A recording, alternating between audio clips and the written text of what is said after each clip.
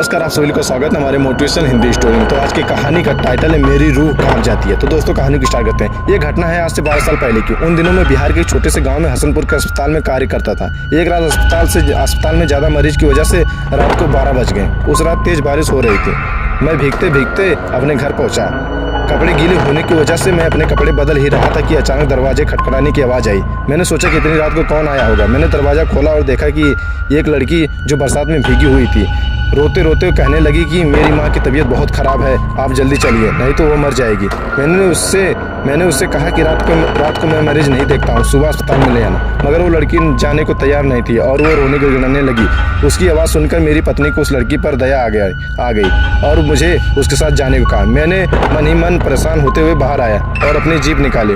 सुनसान रास्तों से होते हुए वो लड़की मुझे 5 से 7 किलोमीटर दूर एक दूसरे गाँव में ले गई।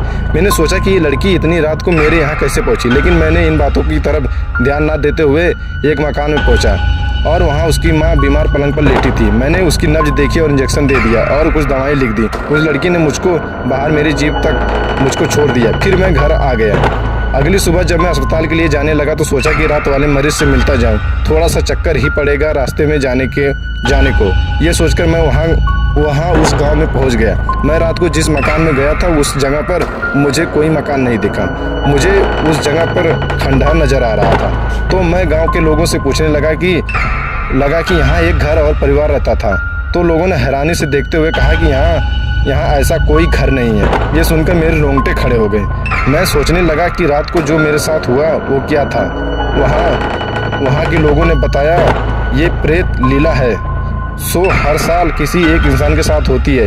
ये तो गनीमत है कि आप जिंदा बच गए, वरना वो आत्मा आपको जिंदा नहीं छोड़ती।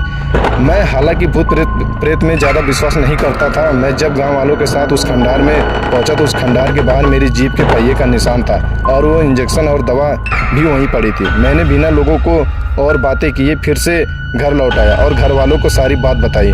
उसके कुछ दिनों बाद मेरा तबादला दूसरे गांव में हो गया, लेकिन उस रात की घटना के बारे में सोचकर आज भी मेरी रूह कांप जाती है। तो दोस्तों कहानी आपको अच्छी लगती है तो हमारे चैनल को सब्सक्राइब करें ताकि हम ऐसी लेटेस्ट कहानी आपके यहाँ लाते रहें। तो दोस्तों जय हिंद।